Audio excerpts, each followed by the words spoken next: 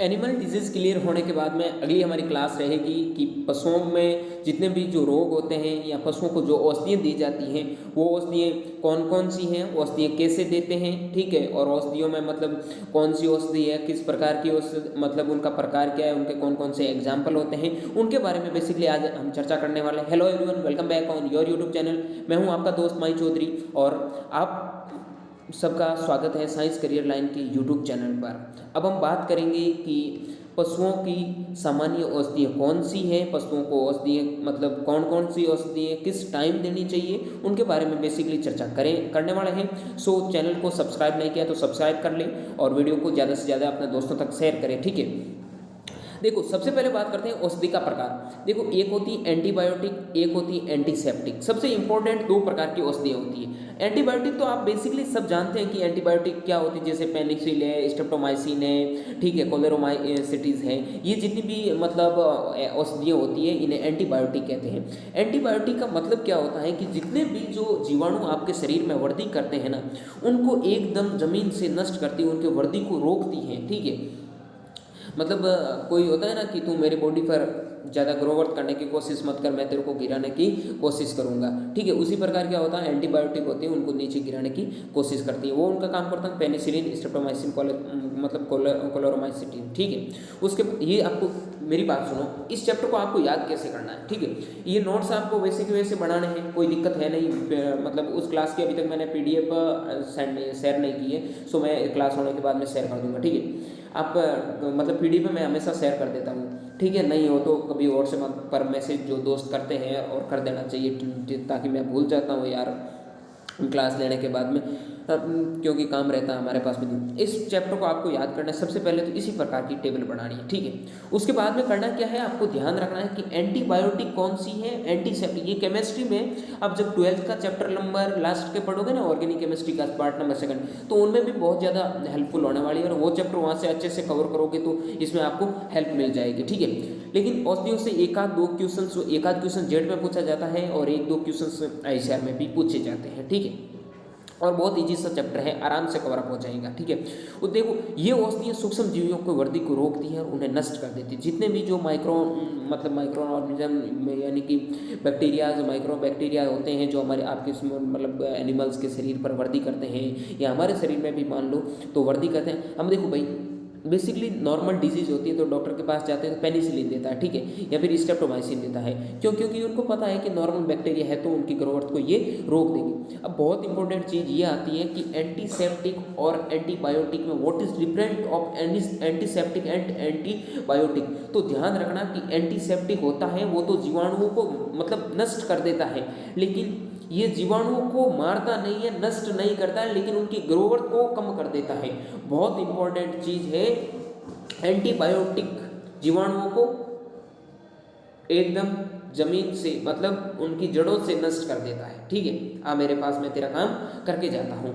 लेकिन एंटीसेप्टिक बेचारा थोड़ा उनका मतलब क्या मुंह लगने वाला होता है, तो वो बोलता नहीं यार चला लेंगे काम में, मैं एक बार तेरे को वापस भेज रहा हूँ, उनके बाद में वापस आने की कोशिश मत करना, क्योंकि आप ज़्यादा हो जाओगे तो हमारे पास में इतना कवर अप एरिया नहीं है तो हम कैसे रख सकते हैं। उनके हिसाब से वो क्या करते हैं कि वर्दी को रोक देते हैं। तो उनमें आप मान सकते हो कि लाल दवा KMNO4 है, ठीक है, डिटोल है, टिंचर आयोडीन है, नीम की पत्तियां हैं, ठीक है ना, बोरिक एसिड वगैरह, ये जितने भी होते हैं ना वो सब एंटीसेप्टिक होते हैं, यानी कि जीवाणुओं की वृद्धि को रोकने वाले एंटीसेप्टिक कहलाते हैं। लेकिन जीवाणुओं को नष्ट करने वाले एंटीबायोटिक कहलाते हैं। 3 चीज़ याद रखनी, पेनिसिलिन, स्ट्रेप्टोमाइसिन और कोलेस्ट्रीडिन, ठीक है, कोलेस्ट्रोमाइसिटिन। उसके बाद में बात करता हूँ मैं जीवाणुनाशक, ठीक है, जिसे कहते हैं डिसइंफेक्टेंट, यानी कि ऐसी औषधियाँ जो जीवाणु है उनके बीजाणु स्पोर सहित पूर्णतः नष्ट कर देते हैं। यानी कि आप ध्यान रखो कि एक बीजाणु स्पोर होते हैं, बायोलॉजी में आपने पढ़ा होगा, जीवाणु पढ़ते हो तो उनके स्पोर क्या होते हैं अलग अलग। जैसे कैसे समझो आपको, कोई एक मान लो जीवाणु है, ठीक है,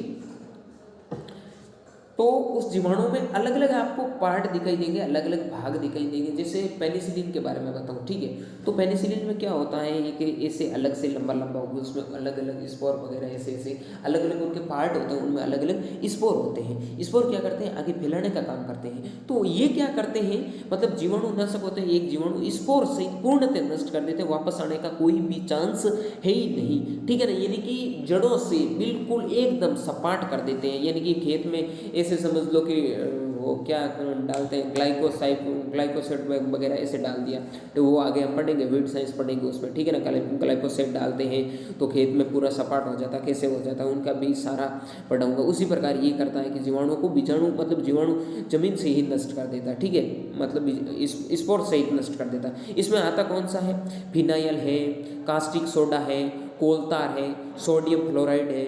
यानी कि सोडियम फ्लोराइड को आप क्लोरीन ब्लीच 5% घोल होता है, फिनॉल चूने का पानी, ठीक है, या चूने का घोल वगैरह जो भी होता है। उसके बाद मैं बात करता हूँ रेचक या विरेचक। रेचक का मतलब आप समझो कि पशु के बेचारों से पीछे भी पानी बहने लग जाता है। आगे तो पिछली क्लास में हमने बात किया कि पशु के आंखों से मुंह से पानी बहता है, लेकिन अब ये पीछे की पार्ट से, ठीक है, प्राइवेट पार्ट से पानी चलने लग जाता है, ठीक है।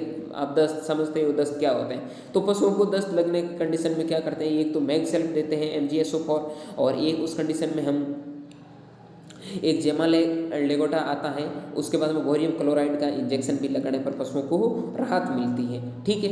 ये हो गया रेचक। उसके बाद में बात करता हूँ मृदु रेचक की। हल्की दस्तावार होती है, छोटी छोटी बूंदों के रूप में आती है, हल्की दस्तावार होती है, इतनी तेज़ नहीं लगती है। उसमें अरंडी का तेल है, इसबगोल की भूसी वगैरह, ठीक है, या हरा चारा वगैरह देने से हो जाता है काम। उत्तेजक, ये शरीर की उत्तेजना प्रदान करते हैं। एल्कोहल का उत्तेजना मतलब एकदम एनर्जी देना, ठीक है। अब एल्कोहल पी लेता है तो आदमी क्या करता है, उत्तेजना पैदा नहीं करता आदमी में, कपूर है। उसी प्रकार एनिमल्स क्या होता है, बहुत मान लो कि भैंस है, गाय है, बहुत ज़्यादा थकी हुई है, उन बिल्कुल भी एनर्जी नहीं है, इसे पता नहीं एनर्जी लॉस, उदास हुई, बेचारी पड़ी है, ठीक है।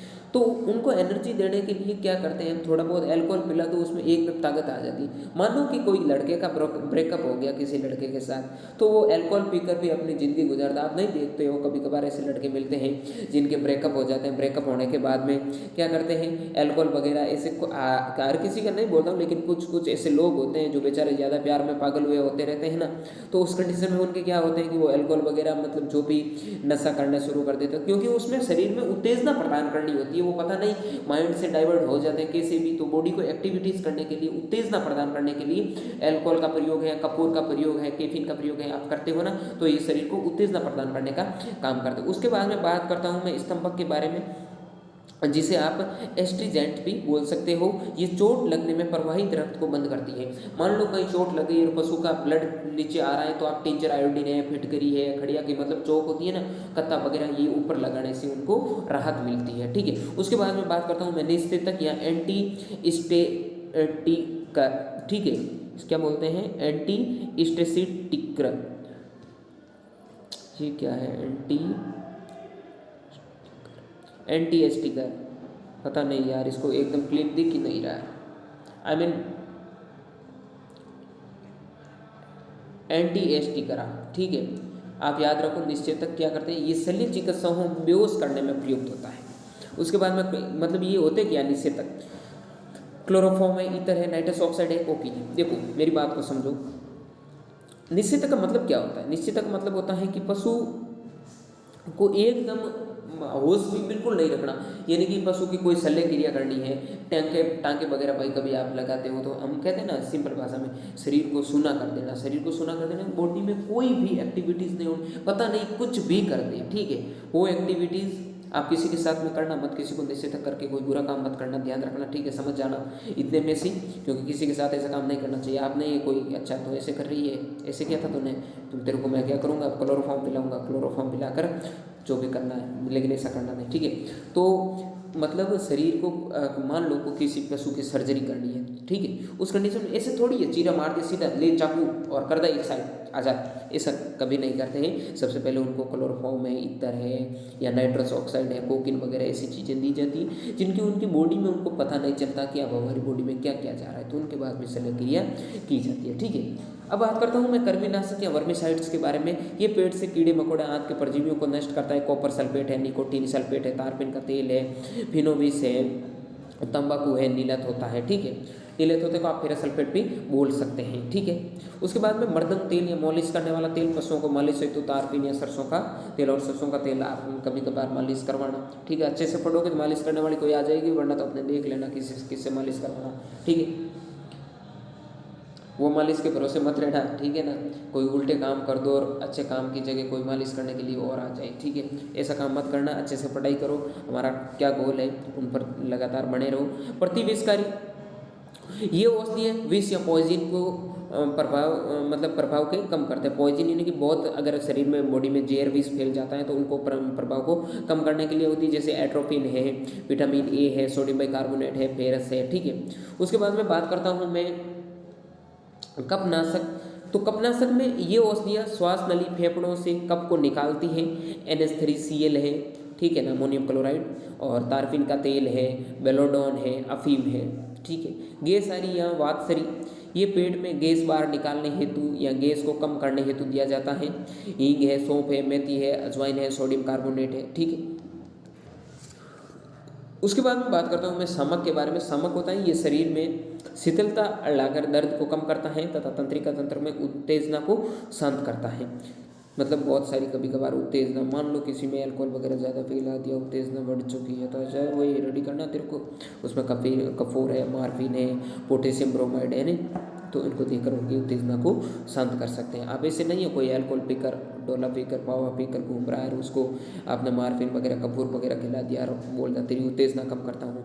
ये एनिमल्स के लिए यूज़फुल है। ठीक है, आप मतलब आदमियों के साथ में ऐसा मत करना। ओके, अब मैं बात करता हूँ मूत्र वर्धन के बारे में। मतलब पेशाब की मात्रा बढ़ाने वाली औषधियाँ होती हैं, जैसे पोटेशियम नाइट्रेट है, यूरिया है। यूरिया तो आप समझते हो कि उसमें थोड़ा मतलब पेशाब में थोड़ा बहुत ज़्यादा इंपॉर्टेंस रखता है यूरिया। तो मूत्रवर्धन के बारे में आप समझ सकते हो आराम से, कोई प्रॉब्लम है नहीं। उसके बाद मैं शोषक के बारे में बात करता हूँ। तो ये औषधि है घाव सूजन को बहते हुए स्राव को सुखाने में मदद करता है। बोरिक पाउडर होता है, जिंक ऑक्साइड वगैरह। ठीक है, अगली मैं बात करता हूँ निद्रावाह के बारे में। रक्त परिसंचरण कम करके गहरी नींद लाने में सही के क्लोरोफॉर्म है, ईथर है, भांग है। ठीक है, ये क्या करते हैं, बेचारा परेशान हो जाता है। हम कहते हैं ना कभी कभार नींद वाली गोली देकर ऐसा काम कर लेना चाहिए। ठीक है, किसी को देना मत। एक बात बता रहा हूँ कि पशु को नींद नहीं आती है, पशु आपको मतलब उदास लगता है, तो उस कंडीशन में आप जो ग्वाला वगैरह होते हैं वो समझ जाते हैं कि क्लोरोफॉर्म है, ईथर है, भांग है। ठीक है, ये चीज़ें देकर उनको कैसे ही करके रात की सांस दी जाती है। आगे मैं बात करता हूँ कि वमनकारी के बारे में या उल्टियाँ लाने में सहायक है, नमक है, नीलत होता है, फिटकरी है, जिंक सल्फेट है। ठीक है, और उसके बाद में बात करता हूँ मैं दाग या कास्टिक्स के बारे में। ये सड़े गले ऊतकों को जलाकर नष्ट करता है, जैसे कॉपर सल्फेट है, कास्टिक सोडा है, जिंक है, लाल दवा है। ठीक, क्लियर बात है। अब यहाँ तक कोई घबराने की ज़रूरत है नहीं। उसके बाद में अगली मैं बात करता हूँ प्रमुख औषधियों के बारे में और उनके उपयोग क्या क्या है। ये तो हमारी बेसिकली औषधियाँ थी। ये औषधियों में कौन कौन सी मतलब पशुओं में कौन सी कंडीशन में कौन सी औषधि देनी चाहिए, यानी कि आधे डॉक्टर आप बन गए अगर ये चैप्टर आपने याद कर लिया कि पशुओं में तेरे पशुओं में बहुत ज़्यादा उत्तेजना है, तो ठीक है आज एक पावा पिला देना। ऐसी चीज़ें आप याद कर लोगे तो बेसिकली ये काम आपका क्लियर। अच्छा, तेरे पशुओं को पेशाब की प्रॉब्लम है, पेशाब तेज उतारना, तो ठीक है यूरिया का काम करते हैं। ठीक है, तो ऐसी चीज़ें आप आराम से थोड़ी बेसिकली चीज़ें आप याद कर लोगे। ठीक है, मालिश करने के लिए अच्छा तारपीन का तेल यूज़ करते हैं, सरसों का तेल भी कर सकते हैं। ऐसी चीज़ें आप याद करोगे तो आपके इजीली डाउट है वो क्लियर हो जाएंगे। अब मेरी बात को समझो, मैंने आपको जीवाणुनाशक पढ़ाया था। ठीक है, एंटीसेप्टिक, एंटीबायोटिक वगैरह, तो इनमें आपने पीछे पढ़ के आना है कि इनमें से जीवाणुनाशक कौन सा, निम्न में से एंटीसेप्टिक कौन सी है।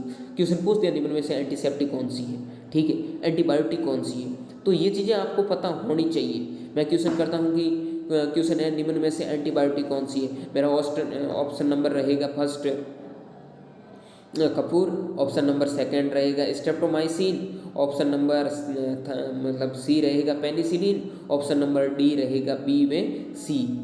तो कौन सा ऑप्शन करेक्ट होगा कमेंट बॉक्स में पिन कर देना जरूर। ठीक है, मैं बताऊंगा आंसर इसका नहीं। ओके, उसके बाद में बात करता हूँ फिनाइल है, जो क्या करता है जीवाणुनाशक पशुशाला होती है ना, मतलब गाय भैंस जहाँ पे रखते हैं गौर, धुलाई करने में 1% घोल का प्रयोग करते हैं। एफएमडी रोग जो मैंने उस टाइम भी आपको बता दिया था, फिनाइल खुरों को धोने के लिए 1% घोल का प्रयोग करते हैं। उसके बाद बात करता हूँ मैं कार्बोलिक अम्ल और फिनॉल कहते हैं। कार्बोलिक अम्ल का दूसरा नाम होता है फिनॉल, वेरी इंपॉर्टेंट चीज़ है। ये क्या करते हैं, जीवाणुनाशक होते हैं। पशुशाला की सफाई है तो 5% घोल काम में लेते हैं। गांवों को धोने के लिए 1% घोल काम में लेते हैं। कुत्ते व सांप, वेरी वेरी वेरी इंपॉर्टेंट, कुत्ते व सांप के काटने पर कटे भाग पर लगाते हैं, उस औषधि का नाम है फिनॉल या कार्बोलिक अम्ल। बाह्य परजीवी चिचड़ी नष्ट करने के लिए 2% घोल का छिड़काव करना चाहिए। बहुत इंपॉर्टेंट चीज़ें हैं ये। कार्बोलिक अम्ल की आपको यूजेज यानी कि उनके उपयोग आपको याद में होने चाहिए। बात करता हूँ मैं लाइसोल के बारे में। तो लाइसोल एक प्रकार का जीवाणुनाशक है। देखो, फिनाइल, फिनॉल, लाइसोल तीनों जीवाणुनाशक हैं, जीवाणुओं का नाश करने वाला। उसके बाद में बात करूं कि लाइसोल का यूज़ क्या है, लाइसोल कहाँ उपयोग में आता है। तो घाव धोने के लिए 1% घोल, पशुशाला की सफाई हेतु 2% घोल का प्रयोग, बच्चेदानी को धोने हेतु 2% घोल का प्रयोग, पशु शल्य चिकित्सा घाव के उपकरणों को धोने के लिए 2% का उपयोग। वेरी वेरी इंपॉर्टेंट चीज़ है कि लाइसोल का प्रयोग बच्चेदानी को धोने के लिए किया जाता है। बहुत इंपॉर्टेंट क्वेश्चन बनेगा। अभी मैं थोड़े टाइम बाद में आप मिड जनवरी के बाद में टेस्ट स्टार्ट करूंगा, टेस्ट सीरीज। उसमें आप देखना कैसे कैसे किस लेवल के क्वेश्चन आते हैं, फिर आपके औकात पता चलेगी आप कितने पढ़ने वाले हो। ठीक है, औकात तो वैसे लोगों को पता चल जाती है, जो बोलते हैं हमें इतना आता, तो उसके लेवल के क्वेश्चन भी आने वाले, टेंशन मत लो। ठीक है ना, कहते हैं ना, हो चुका है आगाज रण का, युग बदलने की तैयारी, जीत उसी की होगी जिसकी होगी तैयारी। अगर आप सीना कस कर हमारे साथ में रेगुलरली बने हो तो कोई दुनिया की किसी की ताकत आपको रोकने वाली है नहीं। लेकिन प्रिपरेशन ही नहीं है तो फिर भाई ऊपर से ही जाने वाला है, श्योरली, कोई डाउट है नहीं है। ठीक है, अगली मैं बात करूं लाल दवा जीवाणुरोधी के बारे में। पोटेशियम परमैंगनेट भी कहते हैं। बर्तनों हाथ व घावों को धोने में काम लेते हैं। सांप के काटे गए स्थान पर 2% चूर्ण रखते हैं। पशुशाला को साफ करने के लिए 1.5% घोल का प्रयोग काम ले सकते हैं। मेगसल्फ MgSO4 विरेचक दस्त लगने के लिए। ठीक है, कब्ज में 250 से 400 ग्राम पेट साफ करने हेतु दिया जाता है। छोटे पशुओं को मत देना बेचारों की, वो मतलब क्या कहते हैं, लिवर भी बाहर निकाल दोगे इतना जल्दी देखे, इतना ज़्यादा देखे। ठीक है, अरंडी का तेल होता है मर्दुरेचक के रूप में। हल्की अगर पशुओं को दस्त लग रही है तो अरंडी का तेल दे दो, उससे काम हो जाता है। ये मेडिसिन हैं वो आप घर वालों से पूछ लेना। छोटे पशुओं को 60 ml देना। इतनी मात्रा वगैरह याद करने की जरूरत नहीं है, लेकिन फिर भी आप एक्स्ट्रा ऑर्डिनरी पढ़ना चाहते हो तो live on extra ordinary life, तो उसमें आप यहाँ थोड़ा लर्न करोगे तो अच्छा रहेगा। बात करता हूँ मैं फिनोइस अल्कोहल के बारे में। अल्कोहल होता है, वो पहले ही बता दिया, उत्तेजक और वर्दी क्लोरोफॉर्म में टीचर स्प्रेड बनाने में हेतु 95% अल्कोहल काम लेते हैं। पशु में थकान, देखो, सर्दी दूर करने हेतु 5% अल्कोहल देते हैं। आप सर्दी किससे दूर करते हो, अल्कोहल लेके सर्दी दूर मत करना। ठीक है, अपना जुगाड़ रखना सब। फिनोवस क्या करता है, कृमिनाशक होता है। आंत कृमि नष्ट करने हेतु गाय व भैंसों को 30 से 45 ग्राम देते हैं। भेड़ बकरी को 15 से 30 ग्राम मात्रा बार बार देनी चाहिए। बात करता हूँ मैं कपूर के बारे में। कपूर उत्तेजक और शामक होता है। उत्तेजक के रूप में गाय इंजेक्शन द्वारा चोट मोच में दर्द का प्रयोग, ठीक, दर्द का प्रयोग हेतु, लिबिमेंट बनाने हेतु। ठीक है, नीलत होता। कॉपर सल्फेट कृमिनाशक वमनकारी होता है।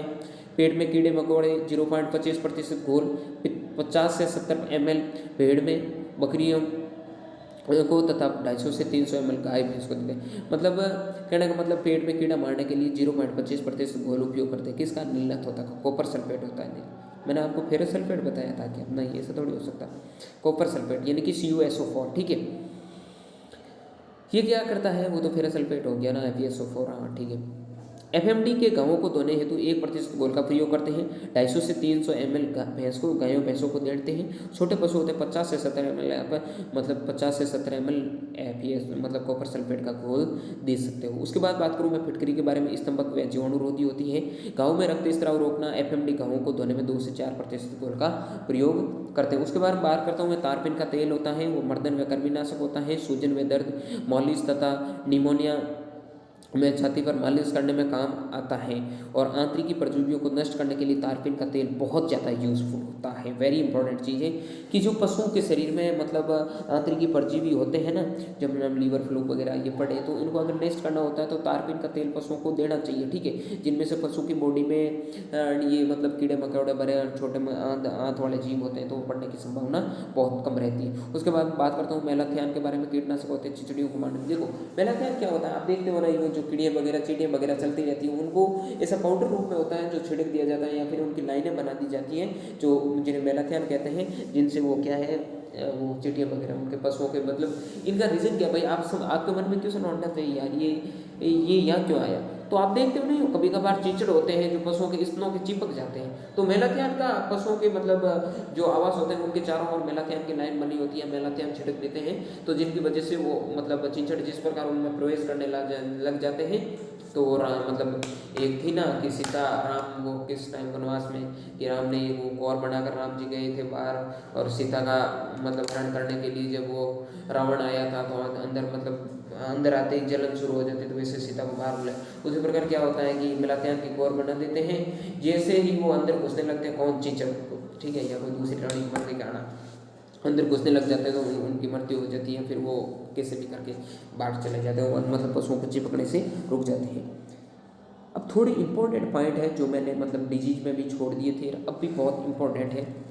मतलब कुछ ऐसी डिजीज बच गई थी जो मैंने आपको मतलब नहीं पढ़ाई थी, ठीक है। सबसे पहले मैं बात करूँ ग्रास टेटेनी, मैग्नीशियम की कमी से हाइपोमैग्नीसिया, पाइका या पिका के बारे में बात करूँ तो वेरी वेरी इंपॉर्टेंट चीज़ है पाइका और पिका। फास्फोरस में मैग्नीशियम की कमी से पशु अवांछनीय पदार्थ खाता है। देखो मैंने आपको बेसिक एनिमल हस्बेंड्री पढ़ाई है, अगर आपको याद है आप पढ़ते हैं, कोई दूसरा चक्कर नहीं चल रहा है, सही ढंग से पढ़ रहे हैं, तो मैंने आपको बेसिक एनिमल हस्बेंड्री पढ़ाई तो उसमें एक पिका के रूप में दिखाया था कि पशु होता था वो प्लास्टिक वगैरह या कुछ भी चीज़ें होती हैं जो आप जिस प्रकार क्या बताओ आप नहीं बताएंगे, कोई मतलब कोई बुरा मान जाएगा, ठीक है। मतलब पशु होता है वो बोतलें वगैरह प्लास्टिक की आप चीज़ मतलब चीज़ें वगैरह कभी देखते नहीं हो तो समझ लेना पशु को पाइका या पिका रोग हो गया जिसमें कैल्शियम व फास्फोरस और मैग्नीशियम की कमी है। मांसपेशियों में संकुचन, ऑक्सीटोसिन हार्मोन जो मैंने आपको पहले भी बता दिया था, वो कल वाली क्लास स्टार्ट करने से पहले, कल वाली कैसे मतलब वो पिछली क्लास जो डिजीज वाली थी। उसके बाद में बात करूं मैं फफूंद के संक्रमण के कारण रिंगवर्म दाद होता है, अनुवांशिक रोग हीमोफीलिया है, रिकेट्स होता है विटामिन डी की कमी से, सबको पता है, और कभी कभार कैल्शियम की कमी से भी रिकेट्स आपको देखने मतलब रिकेट्स मतलब हड्डियों का थोड़ा असर कैल्शियम फास्फोरस की कमी से मैंने आपको पहले भी डिस्कस करके अच्छे से बता दिया था। उसके बाद में बात करूँ ऑस्ट्रोमलेशिया कैल्शियम व विटामिन डी की कमी से होता है। पेराकिटोसिस वेरी इंपॉर्टेंट है, डबल स्टार लगा लेना, पेराकिटोसिस होता है जिंक की कमी से होता है। ये मैंने बहुत इंपॉर्टेंट पॉइंट ढूंढ के आपके लिए लिखे, ठीक है ना, ऐसे मत समझना, फर्जी में मत लेना, याद कर लेना। और यहाँ से JET 2022 का एक क्वेश्चन बताऊंगा। बात करता हूँ मैं डेग्नेला के बारे में, सेल्मोनिया की अधिकता से होता है, घेंगा या गैटर रोग आयोडीन की कमी से होता है, एनीमिया होता है वो फेरस की कमी से होता है, विटामिन की कमी से होने वाले रोग रतौंधी होता है विटामिन ए। JET 2021 में क्वेश्चन पूछा था कि पशुओं की आंखों से रिलेटेड आंखें बाहर आ जाती है तो उस कंडीशन में मतलब किस विटामिन का कमी होता है, तो उसका आंसर गया था जेरोप्थेल्मिया। उस टाइम रतौंधी को नहीं माना था, तो विटामिन ए का एक दूसरा नाम होता है जेरोप्थेल्मिया, ठीक है, जो क्वेश्चन मैं जब सोल्व कराऊंगा बता दूंगा। मेरी विटामिन B1 की कमी से, प्लेग्रा विटामिन B3 की, बांझपन है, नपुंसकता है, मादा पशु का मद में नहीं आना विटामिन ई की कमी से होता है। मुर्गियों में क्रिजीपिक विटामिन ई की कमी से होता है। तपेदिक टीबी से वेरी वेरी वेरी इंपॉर्टेंट, तपेदिक टीबी और से रोग बायोलॉजी का क्वेश्चन है, एक बार क्वेश्चन शायद कहीं ना कहीं क्वेश्चन ये पूछा भी गया। तपेदिक रोग, टीबी रोग, टीबी तो याद रह जाएगा सबको, ठीक है, ट्यूबरकुलोसिस जीवाणु होते हैं उनके द्वारा फैलता है। उसके बाद में बात करूँ मैं रेबीज जिसे हाइड्रोफोबिया कहते हैं, वेरी वेरी इंपॉर्टेंट है, कुत्तों में सबसे ज़्यादा देखने को मिलता है रेबीज, और जिसे हाइड्रोफोबिया कहते हैं वो एक विषाणु के द्वारा होता है। उसके बाद में बात करूँ downer cow syndrome, protein, phosphorus, potassium. अब देखो आपके मन में क्वेश्चन उठेगा कि डाउन सिंड्रोम, टर्नर सिंड्रोम, अच्छा ये तो जेनेटिकली डिजीज है। अरे बेटा ऐसे नहीं होता, ये जेनेटिकली उसमें है, किसमें, बायोलॉजी में, ह्यूमन में, लेकिन downer cow syndrome protein, phosphorus, potassium की जब डिफिशियंसी होती है बॉडी के अंदर, उस कंडीशन में डाउनर काउ सिंड्रोम डिजीज बोली जाती है। Very very very very important, ketosis. Ketosis is a metabolism disease, but VFA volatile fatty acid की गड़बड़ी के कारण, मैंने बताया आपको ketosis is a metabolism disease, याद रखना VFA वेलेटाइल फैटी एसिड के कारण पेट में गड़बड़ी हो जाती है, पेट में वसा की मात्रा बढ़ जाती है, या उपापचयी क्रियाओं में कोई ना कोई ऐसी, मतलब क्वेश्चन पूछा था JIT में, निम्न में से कौन सा रोग है उपापचयी क्रियाओं से संबंधित है, ये मेटाबॉलिज्म, ऐसा ही करके कुछ क्वेश्चन था, मेरे को याद नहीं आ रहा है, तो उस टाइम उसका आंसर गया था कीटोसिस। या फिर पूछा था कि निम्न में से कीटोसिस के लिए सत्य है, या कीटोसिस होता है जीवाणु के द्वारा, विषाणु के द्वारा, उपापचयी क्रियाओं, मेटाबॉलिज्म बीमारी, ऐसा कुछ करके क्वेश्चन था, ठीक है, जो भी था, लेकिन आप उसको अच्छे से। स्टीप लैम्प रोग विटामिन E की कमी से होता है, स्टीप लैम्प रोग विटामिन E की कमी से होता है। अभी तो बाप रे बहुत ज्यादा पड़े। मेडिकल डिजीज प्रोटोजोआ से होती है, डिप्टोकिया रोग कष्टमय प्रजनन से होता है। अब देखो कष्टमय प्रजनन क्या होता है, पशु ब्याने वाला है और पशु को बहुत ज़्यादा दर्द हो रहा है, मतलब बच्चा पैदा करते टाइम उसकी जो मतलब योनि से बच्चा जब बाहर आता है, ठीक है, जब बच्चा माँ की कोख से बाहर निकलता है बछड़ा, तो उस टाइम पशु को बहुत ज़्यादा दर्द होता है, यानी कि पता नहीं किस कंडीशन से बच्चे को बाहर निकाला गया है, तो कभी कभार उस कंडीशन में एक डिजीज हो जाती है, मतलब बहुत अननोन तरीके से पशु के बच्चे को, यानी पशु के बच्चों को पैदा करवाना, ठीक है, जिनको मतलब नॉलेज नहीं होता है, कैसे भी खींच के उसको बाहर निकालते हैं, तो उस कंडीशन ऐसा कभी नहीं करना चाहिए। उस कंडीशन में पशु को डिप्टोकिया रोग हो जाता है, ध्यान रखना, समझ गए ना। टीकाकरण का उपयुक्त समय मई, जून एंड नवंबर दिसंबर, मैंने बता दिया था, बहुत इंपॉर्टेंट, बहुत इंपॉर्टेंट। टीके की प्रतिरक्षा अवधि 6 माह से 1 वर्ष तक।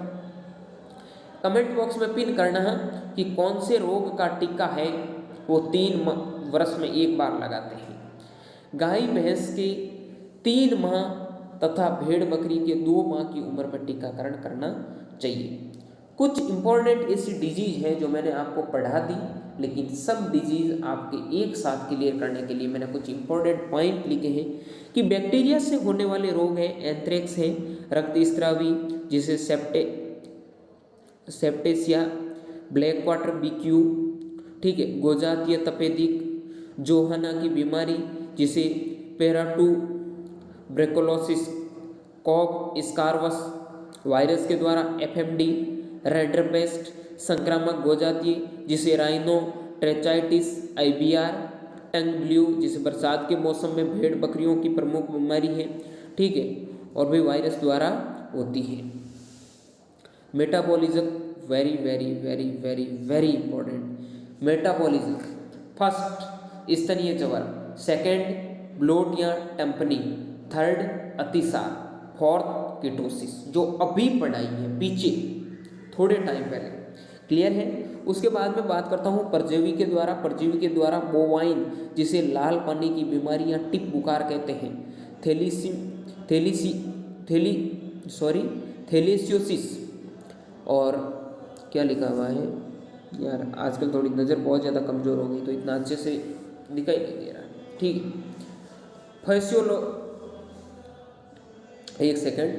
फासियोलियासिस और एम्पिस्टोमियासिस, ये डिजीज होती है वो प्रोटोजोआ के संक्रमण के कारण आपको देखने को मिलती है, ओके। उसके बाद में मवेशियों में FMD बीमारी की पहली बूस्टर डोज खुराक के 1 महीने बाद दी जाती है। पशुओं के मुंह में लंबी रस्सियों में लार का जमीन पर लटकना प्रोफ्यूज सेलिवेशन कहलाता है।